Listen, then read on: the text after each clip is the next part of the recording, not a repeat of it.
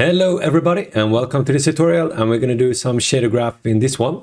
And if you have a texture like this one, we have a pig here, and you will have it if you wanted to. You just download it from the patrons. And then let's say if you have this texture, you can have whatever you want, and you want it to have in the shader graph like this, so you want to rotate it, and you can do that.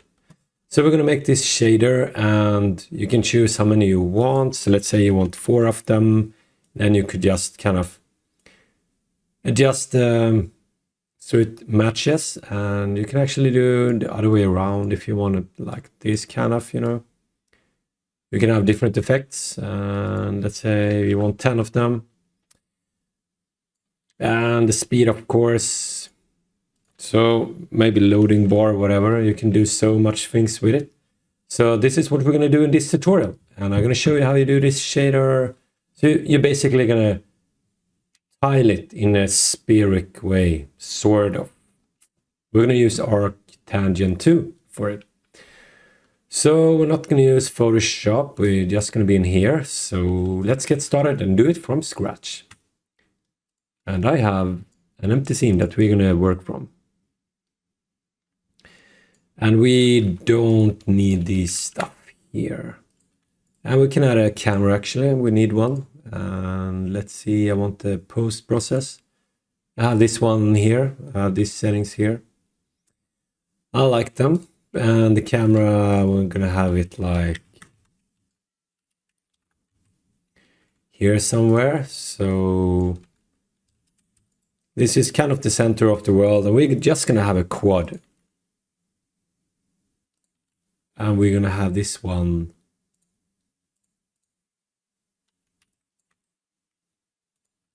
here in the center.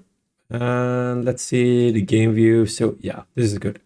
So here is the game view, and we see the camera. Well, we see the quad with the camera. So that's nice. We could actually have it down here. And then we make a shader. So create shader graph. Where are you? Lit shader graph. So I'm gonna have this like rotating pigs Arctangent2. And we're gonna create the material of it. And we just add it here. So now it should have the material. Perfect. So if we jump into the shader, and right now, well, actually, let's see, we can have the scene down here too.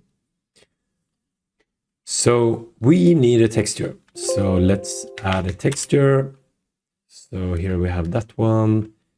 And we're also gonna have the min. And the min is gonna be slider. And we're gonna have it 0.2.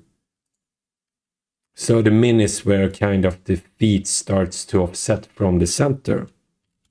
And we're gonna have a max, and that's gonna be kind of how far we need to adjust so the head doesn't go outside the edges, kind of.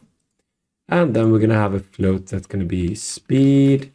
So we're gonna have the speed to be 1. And then we're gonna have a float that's gonna be amount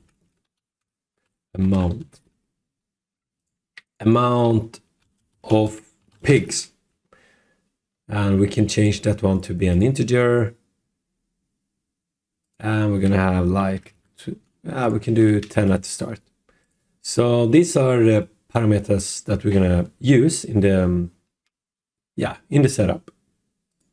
The first thing we're gonna go through is the Arctangent2. And we have this Arctangent. This one only takes one axis, so it kind of doesn't do the job for us. So we need Arctangent2. And here you can see it takes 2 inputs. And what's really good about this is because if you ever worked with a graph or something, what I mean with a graph is, well, if I do create a node and do tiling and offset, so here, if we take this one, and if you just do negative,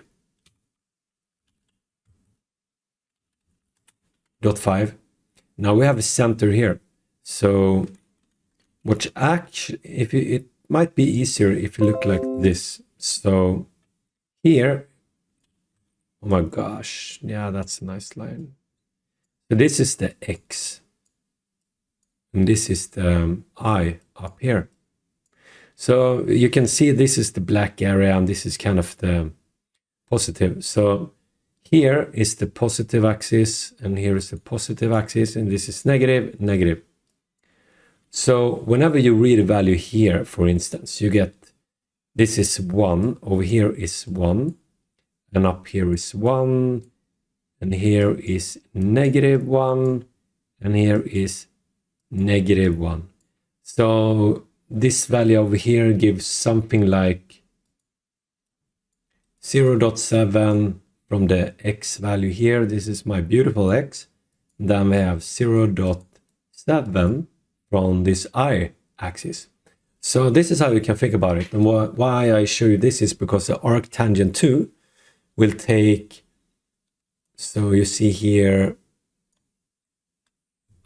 arctangent takes X and X. So this is actually the X. Wow, this is the X going in here. And this is the I going in here. So it's kind of read the values. And the green is 1, and here the green is 0, and here the green is -1. And here the red is 0, here red is 1, and here red is -1. So here is -1, 1. So arctangent read this one. So what's good about this is if we do split on this one, then we do R. So R is the red part. So here you can see, here it's 0 and here it's 1. So that's exactly what's happening here. You see here it's 0 and here it's 1, but it's actually a hard cut. But when we add this one here, now you see it also takes into account this green gradient here. So now it goes from here. So this is kind of 0. Then it goes here. And this is 1 pi. And here is 2 pi. So to confirm this, if we just do a modulo. So a modulo takes the value. Whenever the value gets up to 1, it restarts and goes to 1, restarts, and go up to 1 again. So here you can see, here we have 1, 2, 3, 3.14. So here we have 1 pi. And so of course, if we do like this, if we add here, so this means here we have negative values. So here it's like -3.14 down there. So if we add this one, so if we add 1, now we kind of raise this side's values. So if we just raise this one to 3.14, now you might understand how this arctangent works. So it kind of, if we look one more time here, so it goes from -pi up to 0 up till +pi.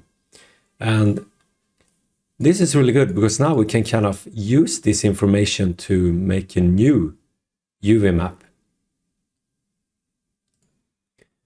So let's think this like this is the X or I in the UV map. So we're going to pause here and continue in the next video. So thank you so much for watching and see you in the next tutorial.